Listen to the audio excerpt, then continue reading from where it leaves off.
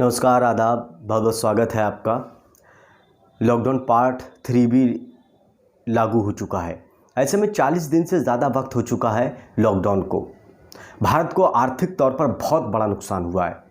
भारत के कारोबारी कह रहे हैं कि उनको आर्थिक तौर पर बहुत बड़ा नुकसान हुआ है, जिसकी भरपाई एक लंबे वक्त में हो पाएगी। छोटी छोटी कंपनियां बंद होने के कगार पर खड़ी हैं सिर्फ 40 दिन के अंदर। लेकिन हमारे देश के किसानों की देखिए, 70 साल से खड़ा हुआ है। किसानों के लिए तो 70 साल से लॉकडाउन है, क्योंकि उनकी फसलों के वाजिब दाम नहीं मिल रहे। उनकी फसलें मंडी में जाती हैं, लेकिन जो उत्पादन होता है, जो उसमें लागत लगती है, उसके बाद जो मुनाफा मिलना चाहिए वो मुनाफा नहीं मिल रहा उनको। तो भारत के किसानों के लिए तो 70 साल से लॉकडाउन है। कारोबारियों के लिए तो सिर्फ अभी 40 दिन से लॉकडाउन हुआ है, और उस 40 दिनों में इतना बड़ा नुकसान इनको हो चुका। 40 दिन कारोबारी नहीं झेल पा रहे हैं। देखिए, कारोबारियों के जो तकलीफ़ है, कारोबारियों की जो पीड़ा है, वो जायज़ है, उनको भी नुकसान नहीं होना चाहिए। लेकिन भारत की सरकार के आगे, इस देश के आगे एक बड़ा सवाल ये है कि भारत के किसानों की तरफ क्यों नहीं ध्यान दिया जाता है। भारत के किसानों को, उनको क्यों नहीं उबारने की कोशिश की जाती है, उनकी पीड़ा क्यों नहीं दूर करने की कोशिश की जाती है, उनको क्यों नज़रअंदाज किया जाता है, उनको साथ में लेकर क्यों नहीं चला जाता है। 70 साल से भारत का किसान कह रहा है कि उनकी फसलों में जो लागत आ रही है, वो लागत तक नहीं निकल पा रही है। ऐसे में वो क्या खेती बाड़ी करें, उनको घर चलाना मुश्किल पड़ रहा है।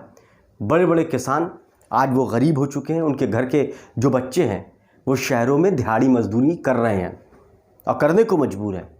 अगर किसान के बच्चे पढ़ जाते हैं तो फिर उनको नौकरियां नहीं मिलती हैं। तो ऐसे में मैं समझूंगा कि इस लॉकडाउन के वक्त में जो उद्योगपतियों को, जो कारोबारियों को पीड़ा हुई है, जो उनको आर्थिक तौर पर नुकसान हुआ, वो नहीं होना चाहिए। लेकिन उस पीड़ा को सरकारें भी समझ रही हैं, देश के लोग भी समझ रहे हैं। लेकिन उस पीड़ा के समानांतर आप किसानों की पीड़ा को भी रखिए, किसानों की पीड़ा को भी समझिए। ये वक्त है कि आपको किसानों की पीड़ा को भी महसूस करना चाहिए।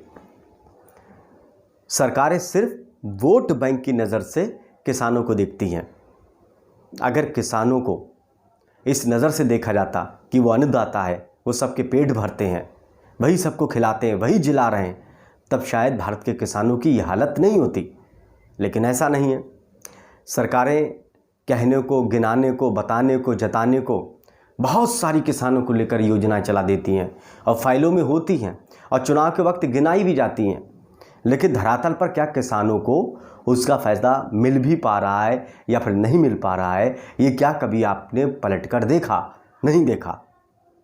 तो हम यही कहेंगे कि भले ही इस महामारी में हमें बहुत बड़ा आर्थिक तौर पर नुकसान हुआ है, कारोबारियों को, उद्योगपतियों को इनको नुकसान हुआ, ये नहीं होना चाहिए। लेकिन इस पीड़ा के तहत आप किसानों की पीड़ा को भी समझिए।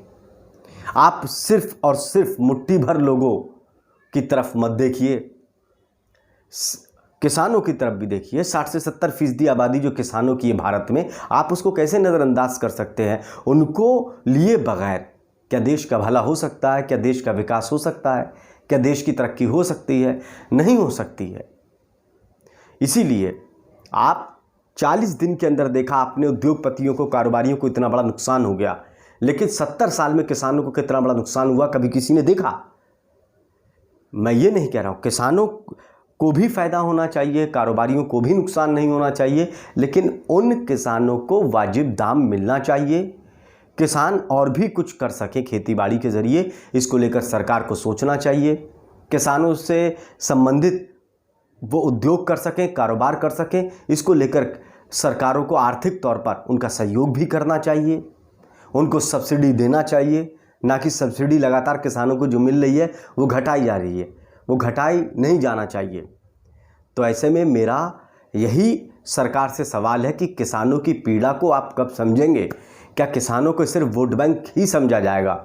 इस महामारी में जो देश आर्थिक तंगी से गुजर रहा है, मुश्किलों में फंस रहा है, उन मुश्किलों के ज़रिए किसानों की पीड़ा को भी समझा जाए, किसानों के लिए योजनाएं बनाई जाएं, 60 से 70% को भी साथ में लेकर चला जाए ताकि इस देश का भला हो सके।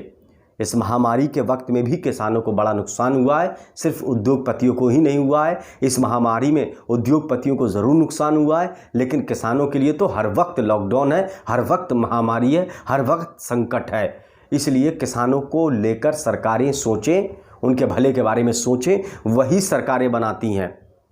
इसीलिए आप अपने कम से कम किसान नहीं तो उन वोट बैंक को 60 से 70% आबादी को समझें, उनके भले के बारे में भी सोचें। यही मेरी दरख्वास्त है सरकारों से। नमस्कार, आदाब।